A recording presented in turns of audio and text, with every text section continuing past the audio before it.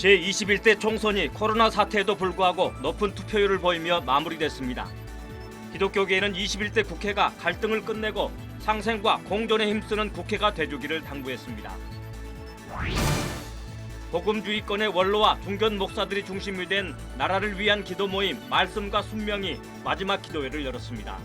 설교자로 나선 이정익 목사는 코로나19 사태 이후 교회에도 큰 변화가 예상된다며 대형 교회가 몸집 불리기보다는 작은 교회에 눈을 돌려야 한다고 강조했습니다. 제21대 총선에서 많은 기독교인들이 투표에 참여해 소중한 한 표를 행사했습니다. 오늘 파워 인터뷰에서 느헤미야 기독연구원의 김형원 원장으로부터 기독교인의 정치 참여 의미 등을 들었습니다. 여러분 안녕하십니까? 4월 15일 CBS 뉴스입니다. 21대 국회의원 선거가 코로나 사태에도 불구하고 높은 투표율을 보이며 마무리됐습니다. 기독교계는 21대 국회가 코로나 위기 극복과 상생, 공존의 가치 등을 위해 힘써주길 당부했습니다. 최경배 기자입니다. 코로나 사태 속에 진행된 21대 국회의원 선거는 높아진 국민들의 시민의식을 대내외에 각인시켰습니다. 코로나 확산 방지를 위해 체온을 측정하고 손소독을 한 뒤 비닐 장갑을 착용해야 하는 과정이 번거로울 수 있지만 국민들은 차분한 모습으로 소중한 한 표를 행사했습니다. 코로나 사태에도 불구하고 높은 투표율을 보인 것은 국회가 이전과 다른 모습으로 나라와 국민을 섬겨주길 기대하는 마음이 모아진 결과로 풀이됩니다. 한국기독교교회협의회 이용정 총무는 지난 수년 동안 한국 사회는 세월호 사건과 코로나19 등을 통해 생명과 안전의 가치를 깨달았고 주권 재민의 가치, 한반도 평화의 가치를 만들어 왔다면서 21대 국회는 이를 구체적으로 실현하는 데 힘써야 한다고 말했습니다. 21대 국회는 생명 안전의 가치와 주권 재민의 가치와 한반도 평화의 가치를 구체적으로 실현하는 그런 국회가 되었으면 좋겠습니다. 특별히 코로나19 위기 상황을 극복하는 과정에 이 양극화가 완화되는 체제를 만들어내야 된다고 생각합니다. 고용을 유지하고 사회적 약자들을 위한 안전망을 강화하는 그런 체제 수립을 위해서 더욱더 힘써주기를 바랍니다. 한국기독교장로회 육순종 총회장은 공생과 공존, 상생의 국회를 당부했습니다. 육 총회장은 코로나19 상황은 인류가 공생하고 공존하고 함께 상생하지 못한 결과라고 생각한다면서 21대 국회가 공존과 상생을 고민해 주길 바란다고 말했습니다. 모든 각 분야 지체들이 어떻게 하면 공존할 것인가, 또 공생할 것인가, 또 함께 더불어 상생을 고민할 때가 됐습니다. 국회가 이 일에 앞장서서 서로 공존하고 또 공생하고 상생의 길을 걸어갈 수 있는 그런 국회가 되기를 바랍니다. 한국교회 총연합은 이번 총선이 이념과 지역, 세대 간 갈등이 극에 달한 선거였다고 평가하면서 새로운 국회가 갈등을 치유하는 역할을 감당해 주길 당부했습니다. 이념, 또 지역, 또 세대 간 그런 갈등들이 폭발하는 그런 국회의원 선거였습니다. 그래서 이런 갈등들을 치유할 수 있는, 그리고 서로 협력하고 또 협동해서 이 어려운 국난을 극복할 수 있는 그런 국회가 되었으면 좋겠습니다. 한국기독청년협의회 남기평 총무는 젊은 세대가 미래를 장기적으로 계획하며 살아갈 수 있도록 국회가 좋은 일자리를 만드는 노력을 기울여달라고 말했습니다. 지금 단기적인 일자리가 되게 많은데 2년이나 1년 반 정도짜리의 비정규직들이 많은데 앞으로 21대 국회가 출범하면 양질의 일자리를 통해서 좀 10년, 20년을 내다보고 청년들이 좀 미래를 계획할 수 있는 그런 정책들이 좀 나왔으면 좋겠습니다. 투표소에서 만난 유권자들은 코로나 사태로 인해 어려움이 큰 만큼 21대 국회가 위기 극복을 위해 제 역할을 다해주길 당부했습니다. 여러 가지 어려운 점이 특히 코로나 이번에 사태도 있었고 요즘에 경기라든지 여러 가지 어려운 점이 있는데 그런 부분에서 결국은 저희들이 이제 같이 힘을 모아야 된다고 생각하고요. 그런 부분을 좀 더 잘할 수 있도록 하는데 지금 민생이 좀 어려운데 나라 경쟁을 좀 올려야 되고 소상공인 중소기업들을 많이 살려야 되고 하니까 좀 그거에 대해서 또 집중적으로 좀 경제를 좀 많이 살려줬으면 좋겠어요. 경제적이든 사회 전반이든 지금 이제 이 위기가 지나가면 또 더 어려운 위기가 닥칠 것 같은데 좀 그런 부분들을 여러모로 좀 진정시켜주고 발전할 수 있게 해줬으면 좋겠습니다. 지금보다 더 큰 어려움을 걱정해야 하는 시기에 치러진 선거였던 만큼 국민들은 21대 국회가 초심을 잃지 말고 국민과 나라를 위해 헌신해 줄 것을 당부했습니다. CBS 뉴스 최경배입니다.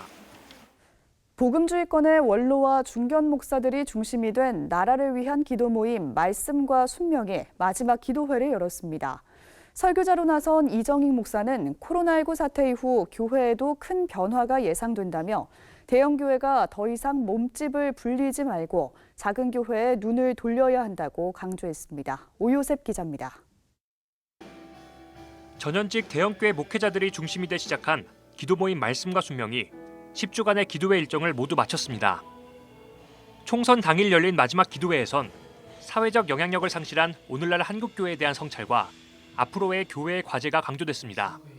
설교자로 나선 신촌 성결교회 원로 이정익 목사는 지금 우리 사회가 극심한 갈등을 겪고 있다며 그동안 제 역할을 다하지 못한 기독교인들이 반성해야 한다고 말했습니다. 한국교회는 오늘 이렇게 부흥했는데 왜 세상으로부터 잊혀진 존재가 됐는지, 오늘 이 세상이 두 파로 갈라지면 왜 교회까지 덩달아 춤을 추면서 갈라져야 되는가? 세상이 두 파로 갈라지면 그걸 봉합하는 역할이 그리스도인들의 역할인데. 이 목사는 또 코로나 사태 이후 더 큰 어려움들이 발생할 것이라며 교회가 양적 성장에만 몰두하는 것이 아니라 공동의 위기 앞에서 선한 영향력을 발휘해야 한다고 말했습니다. 이제는 대형 교회들은 더 이상 자기 몸집을 키우려고 애쓰지 말고 작은 교회들에게 눈을 한번 돌려보고,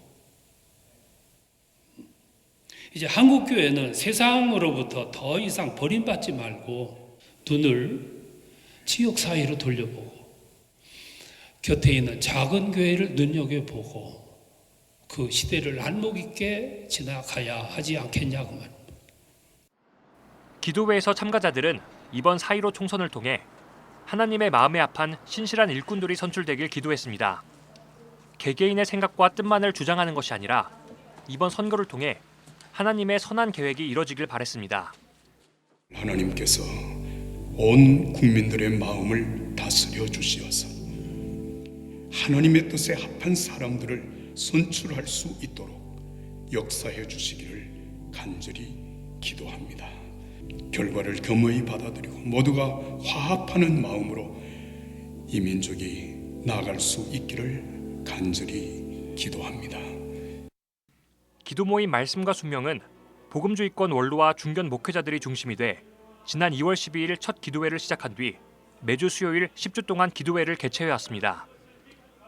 첫 기도회에서 설교자로 나선 남서울 은혜교회 홍정길 원로 목사는 문재인 정부가 들어선 지난 3년이 너무 고통스러웠다며 이번 총선이 체제를 선택하는 선거라고 주장해 정치 편향 논란이 일었습니다.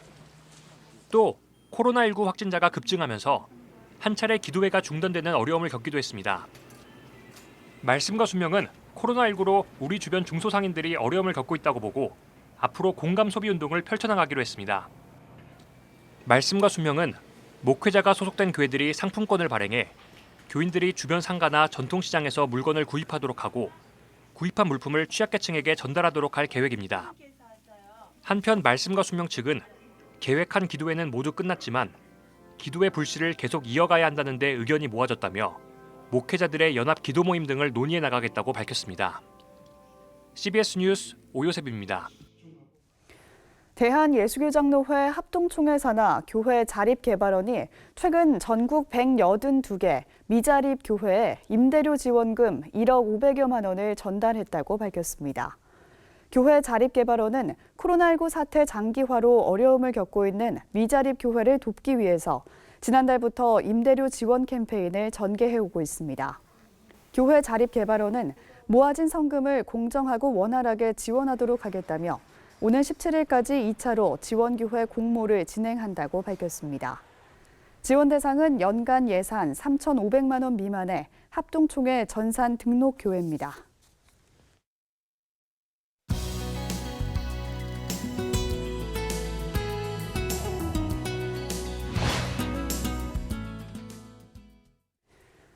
오늘 21대 국회의원 총선거가 끝났습니다. 선거는 우리가 정치에 참여하는 적극적 방법 중에 하나라고 할 수 있는데요.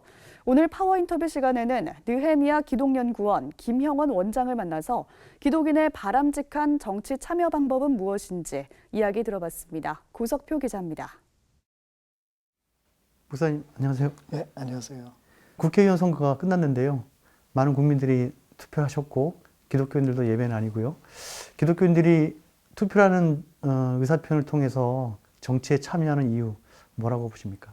우리가 지금 살고 있는 이 민주주의 체제의 시작점은 투표, 그 투표권을 쟁취하는 역사였다. 이렇게 이제 볼 수 있는 것 같아요. 근데 그 투표를 이렇게 참여를 하다 보면 지금 이제 국민 숫자가 너무 많아지니까 내 의견이 얼마나 반영될지에 대한 이 우려가 좀 많이 있어요. 그러다 보니까 뭐 나 하나 투표 안 해도 괜찮지 않냐 이런 생각들을 좀 많이 하게 되는데 결국 그런 사람이 많아지면 또 소수의 사람들이 자기 뭐 마음대로 국가를 운영하는 이런 일이 또 발생하겠죠. 그러니까 저는 기독교인들이 이런 측면에서 우리가 애써서 쟁취한 민주주의를 잘 지켜나가기 위해서도 투표에 적극적으로 참여하고 관심을 갖는 게 필요한 것 같아요. 그렇게 하면서 정치에 참여를 하면 하나님께서 원하시는 그 좋은 정치, 공의로운 정치, 이런 정치를 우리가 좀 펼쳐 보일 수 있지 않을까 그런 생각을 합니다. 그래서 아마 많은 분들이 투표에 참여하셨을 텐데 앞으로도 이런 기회가 있을 때 그걸 놓치지 말고 적극적으로 참여하면 참 좋겠다는 생각이 듭니다. 예. 기독교 입장에서 보면 과거 우리는 2명의 장로 대통령을 이제 경험했는데요. 평가는 뭐 대체로 엇갈립니다만 실패한 대통령으로 보는 시각이 좀 많은 것 같아요. 목사님 보시기에는 어떠십니까? 이게 좀 민감한 네. 사안이기도 한데 이 그 장로 대통령이라는 분들의 좀 공통점이 좀 있었어요. 그러니까 이분들이 그냥 기독교인이라기보다는 장로라는 위치는 교회에서 지도자였다는 뜻이잖아요. 그리고 그분들은 자신의 신앙을 아예 적극적으로 표출을 했죠. 김영삼 대통령도 대통령 될 때 뭐 찬송 소리가 청와대에 울려 퍼지게 하겠다라든지 이명박 대통령 뭐 서울시장 때 뭐 서울 봉헌 뭐 이것 때문에 난리가 났었잖아요. 그러니까 굉장히 적극적으로 자신의 기독교 신앙을 표출했다는 공통점이 있죠. 뭐 좀 더 올라가면 이승만 대통령도 마찬가지였고요. 열심 있는 신앙인의 모습을 대중에게 표출을 했기 때문에 그로 인해서 오히려 기독교의 이미지가 더 안 좋아진 게 아닌가라는 생각이 들어요. 근데 저는 이제 기독교인으로서 목사와 이제 신학 교수의 입장으로서 생각을 해보면 이분들이 대통령이 되겠다는 마음이 있었을 때 하나님께서 대통령에게 원하시는 것이 무엇일까에 대한 공부를 조금 더 했었으면 어땠을까라는 아쉬움이 좀 들어요.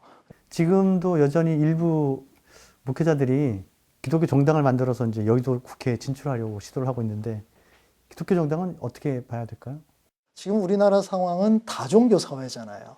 그러니까 기독교가 정당 활동을 하면 정당은 기본적으로 자신의 이익을 위한 활동을 하거든요. 그러면 다른 종교도 같은 정당을 만들 수 있겠죠. 저 기독교가 저렇게 하네? 우리도 만들어야지. 뭐 불교 정당 만들 수 있겠고, 뭐 대순진리의 정당 만들 수 있겠고, 뭐 신천지는 안 하리란 법은 더 없단 말이에요. 그러면 이게 우리나라가 종교 전쟁이 돼버리는 거죠. 지금도 좀 종교 간의 갈등이 좀 있는데 훨씬 첨예한 갈등으로 비화될 수 있다.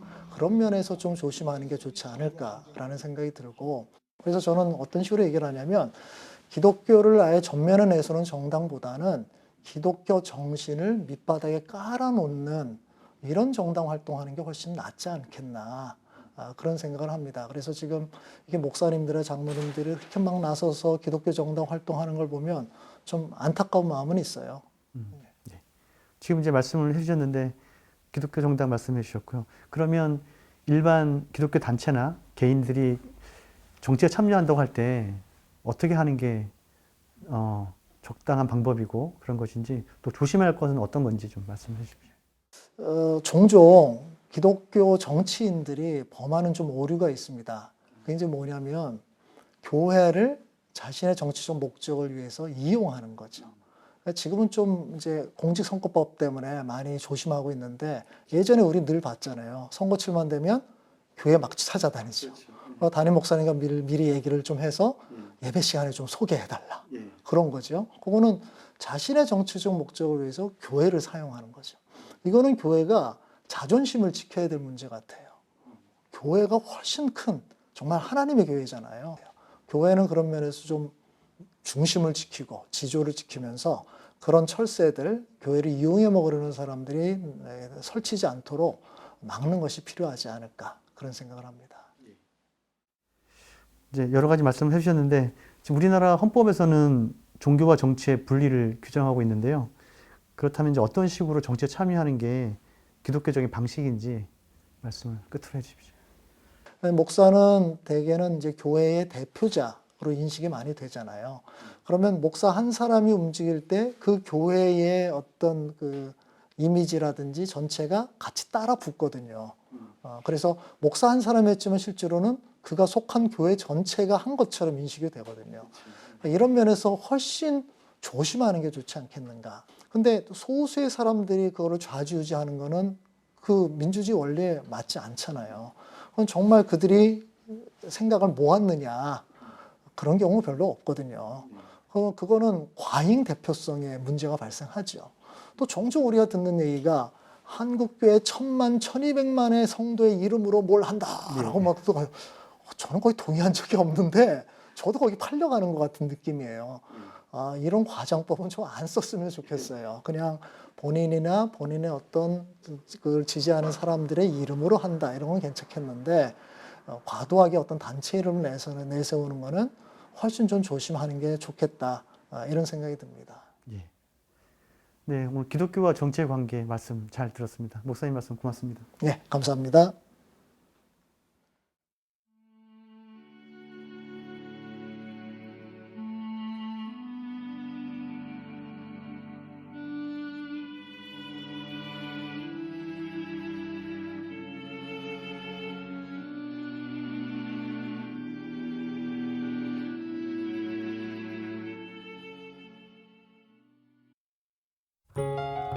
내일은 전국이 밤까지 대체로 맑은 가운데 건조한 날씨가 이어지겠고 밤부터 차차 흐려질 것으로 보입니다.